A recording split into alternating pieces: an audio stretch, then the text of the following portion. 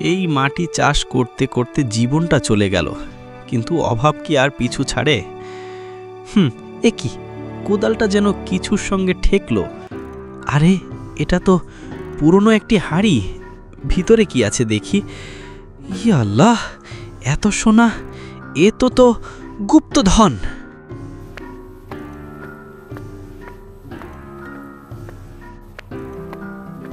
তুমি জানো আজকে কি হয়েছে?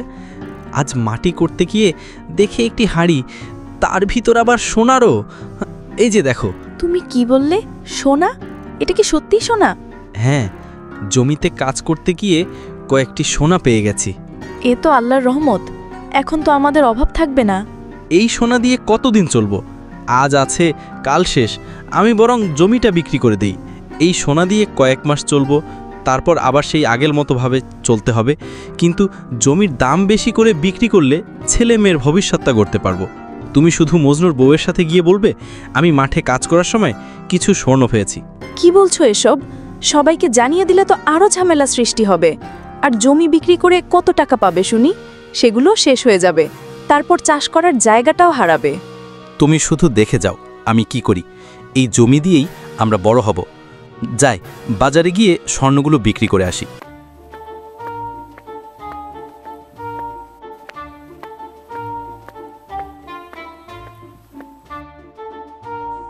রহিম ভাই, কোথায় যাচ্ছেন এই বিকালে?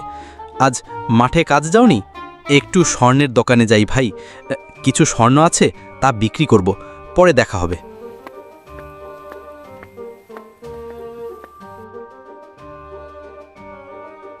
রহিম স্বর্ণ পেল কোথা থেকে?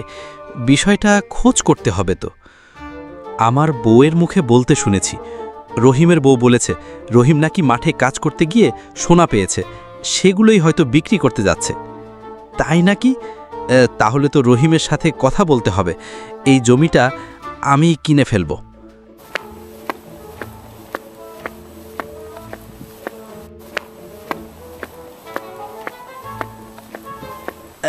এই যে রহিম ভাই, আপনার জমিটা আমার কাছে বিক্রি করে দেন। কি করবেন? এই জমি দিয়ে চাষ অত ভালোভাবে হয় না। আমি এখানে একটি পুকুর কাটব। আমি কিন্তু ভালো দাম দেব। জমির দাম 3 গুণ দিচ্ছি। এমন সুযোগ বারবার আসে না। কি বলেন মজনু ভাই, এই জমির জন্য এত টাকা দিবেন? তাহলে আপনি দলিলপত্র ঠিক করেন, আমি বিক্রি করে দেব। রহিম, তুমি ভালো করে ভেবেছ তো? এভাবে যে আমাদের সব কিছু শেষ হয়ে যাবে? হ্যাঁ আনোয়ারা, আমি একটুও ভুল করছি না। এই জমি দিয়ে ওরা শুধু মাটি পাবে, আমি ভবিষ্যৎ গড়ব। তুই শুনেছিস রহিম নাকি জমিতে সোনা পেয়েছে, সেই জমি আবার হেলারের কাছে জমি বিক্রি করছে 3 গুণ দামে। হ্যাঁ, তাই তো শুনলাম।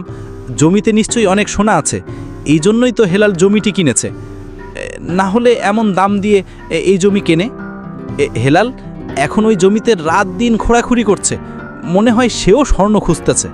আরও গভীরে খোঁড়ো, ভালো করে সব জায়গা দেখে নাও, গুপ্তধন এখানেই কোথাও আছে। ভাই, এত খুঁড়লাম, কিছুই তো পেলাম না। এখনো কি আদৌ সোনা আছে, নাকি রহিম আপনার সাথে বেইমানি করলো? রহিম নিশ্চয়ই কোনো চালাকি করেছে, আমি ওর বিচার চাই।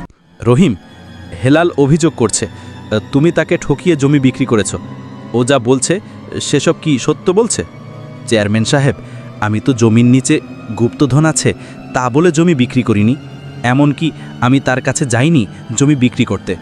সে নিজে দাম বাড়িয়ে জমি কিনেছে, আমি কিছু চাপিয়ে দেইনি। কিন্তু আপনি জানতেন জমিতে ধন আছে?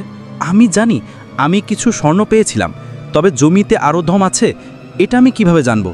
ধন থাকলেও তা একদিন ফুরিয়ে যাবে। আপনি আমার কাছ থেকে জমি কিনতে চাইছেন বেশি দামে, আমি আমার ভবিষ্যতের কথা চিন্তা করে বিক্রি করে দিয়েছি।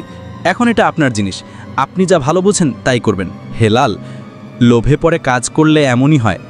রহিম কোনো অন্যায় করেনি। তুমি তার কাছ থেকে লুবে ভরে জায়গাটি কিনেছিলে যাতে স্বর্ণ পেয়ে আরও বেশি ধনী হতে পারো। তোমাকেই নিজের সিদ্ধান্তের দায়িত্ব নিতে হবে। এখানে রহিমের কোনো অপরাধ নেই। রহিম, তুমি জমির টাকায় কি করছো? কিছুই তো বললে না। এভাবে বসে বসে খেলে তো টাকাগুলো শেষ হয়ে যাবে। আমি বাজারে একটা দোকান নিচ্ছি, ওখানে এখন থেকে দোকান দেব। সাথে কিছু গরু ছাগল কিনে রাখবো, ওইগুলার দুধ বিক্রি করে আয় হবে। ছেলে মেয়েদের পড়াশোনার খরচও এবার ঠিক মতো হবে। আলহামদুলিল্লাহ, তুমি বুঝিয়ে দিলে শুধুমাত্র ধন নয়, বুদ্ধি আসল সম্পদ। ঠিক বলেছ আনোয়ারা, লোভ করলে গুপ্তধনও বিষ হয়ে যায়। অর্থ সবসময় তাই হয় না, বুদ্ধি খাটিয়ে উপার্জন করে নিতে হয়।